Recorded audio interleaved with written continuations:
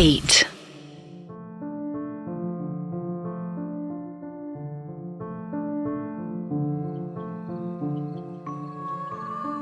यहीं रात करीबन 10:30 हो रहे थे। वेदा खाना खाकर मुखिया जी के घर की छत पर टहल रहे थे। वो जगह थी तो बहुत सुंदर। शहर के शोर शराबे से दूर पहाड़ों के बीच बसा एक सुंदर सा गांव। दूर दूर तक बस पेड़ ही पेड़ दिखाई दे रहे थे और एक ठंडी हवा चल रही थी जो आदमी की थकान को वैसे ही उतारते। अगर कहें तो ये जगह अभी उन्हें जन्नत के समान लग रही थी। वेदांत जी आइए, पहरेदारी का समय हो चुका है, वो इसी वक्त निकलता है। नीचे से एक शख्स ने उन्हें आवाज दी। उसके एक हाथ में लालटेन थी और दूसरे हाथ में डंडा। वेदा भी लालटेन और डंडा उठाकर निकल लिए।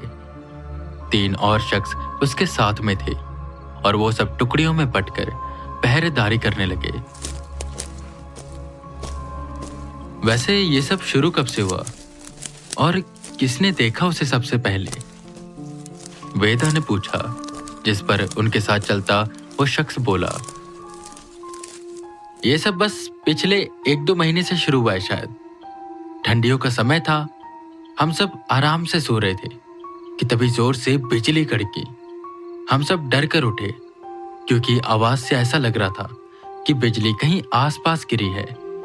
अगले दिन जब हमने देखा तो यहाँ पर एक बहुत ही पुराना पेड़ था। उसकी हम पूजा किया करते थे। उस पर बिजली गिर गई थी जिससे वो टूट गया और जल भी गया। ये सब देखकर हम बहुत दुखी हो गए क्योंकि हमारे लिए वो एक देवता की तरह था।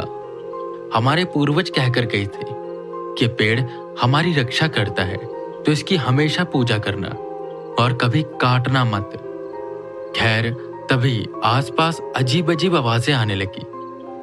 लंगूर किसी से डरकर भागने लगे, हिरन भी भागने लगे और हमारे जो पालतू जानवर थे वो भी अजीब तरह से चिल्लाने लगे। हम सब डर गए कि कहीं गांव में शेर तो नहीं आ गया। फिर रात को बच्चे गायब होने लगे तो हमने पहरेदारी करना शुरू की तो देखा एक छोटा सा बच्चा एक घर की खिड़की से अंदर कूदा और एक छोटे से बच्चे को लेकर वहां से जाने लगा। हमने पीछा करना शुरू किया तो हमारी आंखों के सामने ही उसने अपना रूप बदल लिया और सुअर बन गया। वो उस बच्चे को छोड़कर वहां से भाग गया। बस हम समझ गए कि कोई रूप बदलने वाली रूह हमारे गांव में घुस आई है और उसका अकेले सामना कर पाना एक तरह से नामुमकिन है।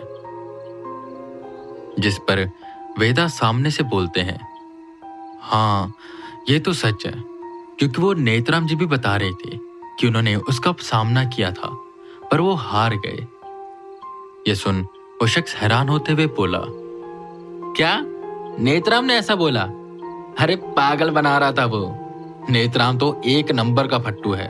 वो तो परछाई को देखकर भी भाग जाता है। तभी तो वो आपको बुलाने गया क्योंकि उसे यहाँ पर रुकने में डर लग रहा था।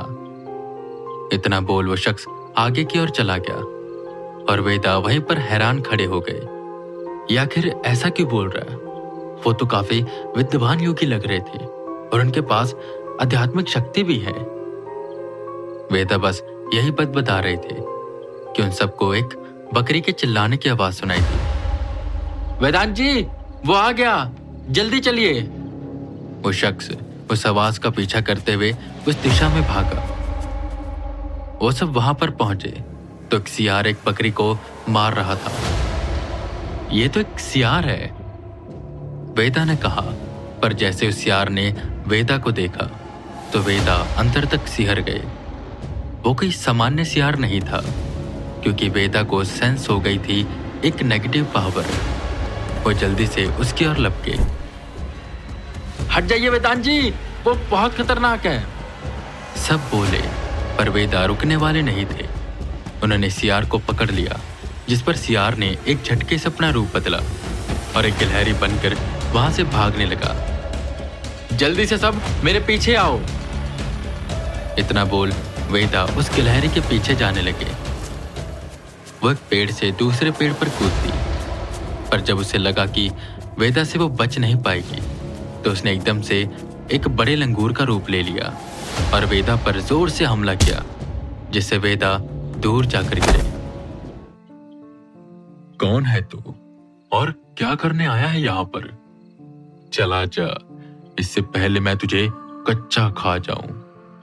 तूने अभी मेरी पूर्ण शक्तियां देखी नहीं है, चला जा। उस लंगूर ने कहा।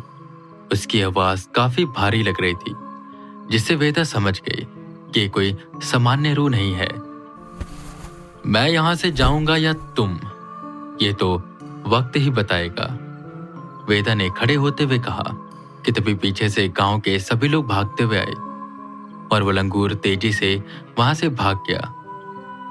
अरे वेदांत जी, आप ठीक तो है ना? मैंने कहा था ना वो बहुत खतरनाक है।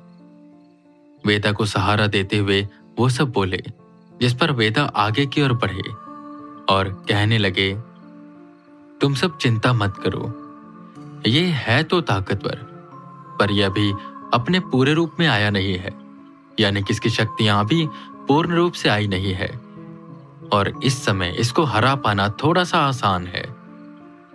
पर उससे पहले मैं वो पेड़ देखना चाहूंगा जिस पर बिजली गिरी थी। और एक और बात, ये सिर्फ बच्चों पर ही नहीं बल्कि सब पर हमला करता है और शायद ये जिस जानवर को मारता है और जिस इंसान को मारता है उसका रूप ले लेता है। ये शायद एक शेप शिफ्टर है, पर कहीं ना कहीं मुझे शक है कि शेप शिफ्टर से भी ज्यादा ताकतवर है। मुझे भी कुछ भी समझ नहीं आ रहा, पहले मैं वो पेड़ देखना चाहूंगा। वेदा काफी उलझन में थे, पर वो इतना समझ गए थे कि जब तक ये अपने असली रूप में नहीं आएगा ये कुछ नहीं कर सकता। ये जिस जानवर का रूप लेगा उसकी शक्ति उसी जानवर की ताकत के समान होगी। खैर, अगले दिन वो सब वेदा को उस पेड़ के सामने लेकर गए जो बुरी तरह से जल के टूट चुका था। वो बीच से फट गया था, जहां आधा हिस्सा जमीन पर गिरा हुआ था और आधा हिस्सा लटक रहा था। वेदा देखते ही समझ गई कि ये कोई सामान्य पेड़ नहीं था, बल्कि एक वेसल था। शायद इसके अंदर उस शेप शिफ्टर की आत्मा को कैद किया गया था और जैसे ये पेड़ टूटा वो आजाद हो गया। एक बात और हैरान करने वाली थी, जब से वेदा इस गांव में दाखिल हुए थे उसके बाद वो बूढ़ा योगी उन्हें दिखाई नहीं दे रहा था। पता नहीं वो कहां पर चला गया था। पर खैर, वेदा को अब सारी बातें पता चल चुकी थी, तो बारी आ चुकी थी उस शेप शिफ्टर को पकड़ने की और उसे उसकी सही जगह पर भेजने की।